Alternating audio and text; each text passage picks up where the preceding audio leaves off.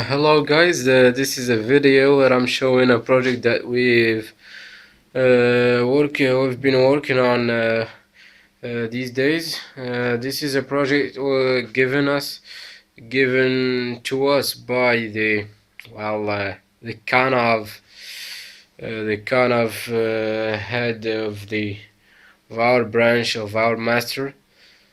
Anyways, this is a basically a simple smart home.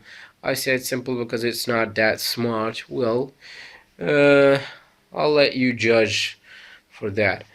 Anyways, as you can see at the entrance, we have a door. Alongside the door, we have an RFID that opens that door. If you give it if you I mean if you put the right card or the right tag close. Then we've got at the right, we've got a garage door, in which above is a PIR sensor.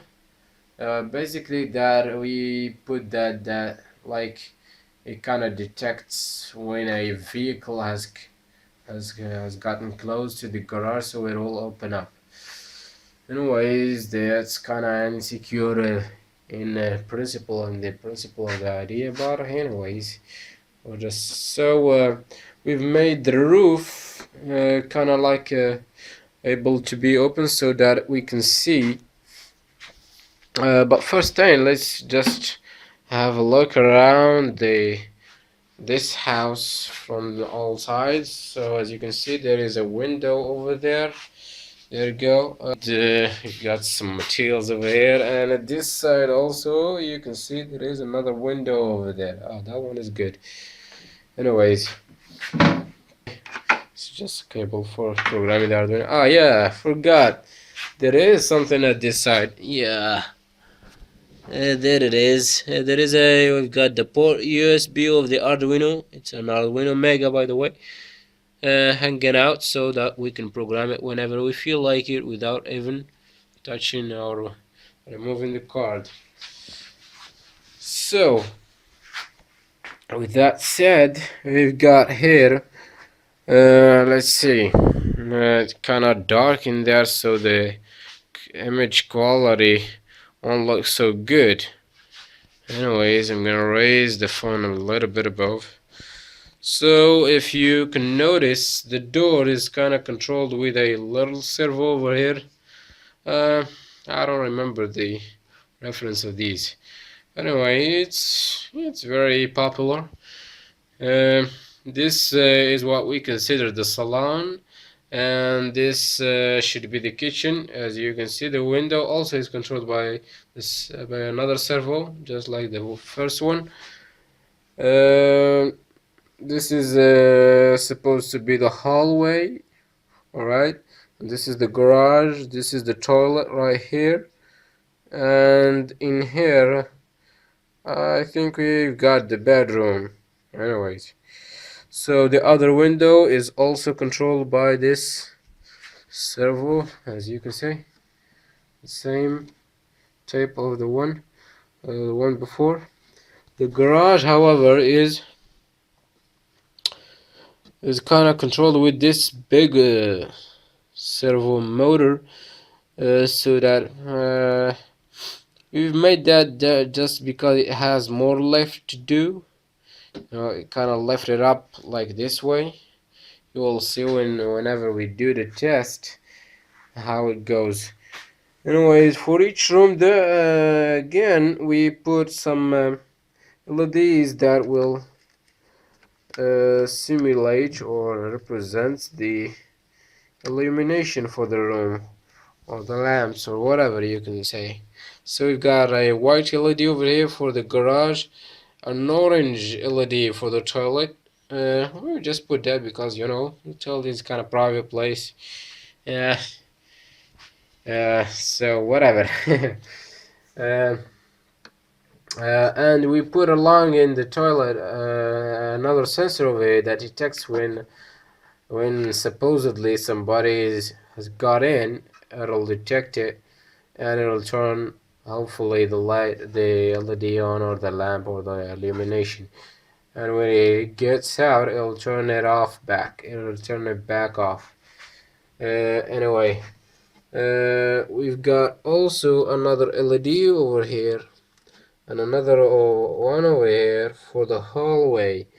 And for the hallway, we've put also a sensor that detects the motion of somebody. Supposedly, somebody is moving. Somebody has gone across the hallway, so it will detect the motion of anything, of something, and it'll detect, and it'll turn these LEDs on.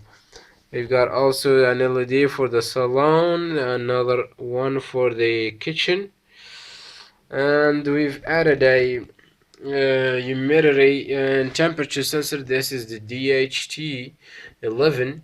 We've got an LCD screen over here that displays the values that comes from that sensor. We've got a whole lot of mess of wires in here.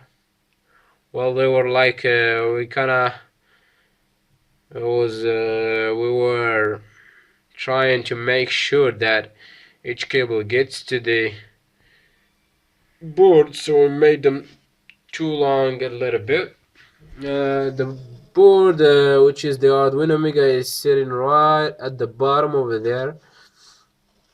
And we have in here also, let's not forget that, that's the main part in the project. So that's the Bluetooth model, the HC06, that we use to communicate with the Arduino with an Android app.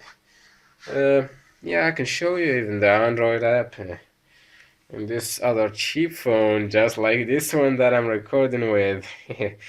Anyways, don't mind this. I'm just uh, trying to show this electronics that I do. Me and my buddies, well, that I do basically. And then this one for this, in this case, of this smart house, we did it together with, along with some friends and some classmates. Um, yeah. I guess that's the whole thing. We were about to cover this mess in here so it won't be visible to to anyone who views who see this, but we kind of ran out of time because we wanted to show this, and it was obliged. We were obliged to show this to the professor, the professor that ordered us to do this. I mean, I like it. I've gained some information from this, some knowledge about some sensors, some new sensors, like for instance the RFID, the PIR. I've gained some knowledge about these. But in essence, I got like a whole lot of things to do that I want to do for myself, and you can see this whole mess. I mean, this is not my room though. This is just the university residence. So as you can tell, this is too much for such a residence. Anyway, sorry for the a lot of talking.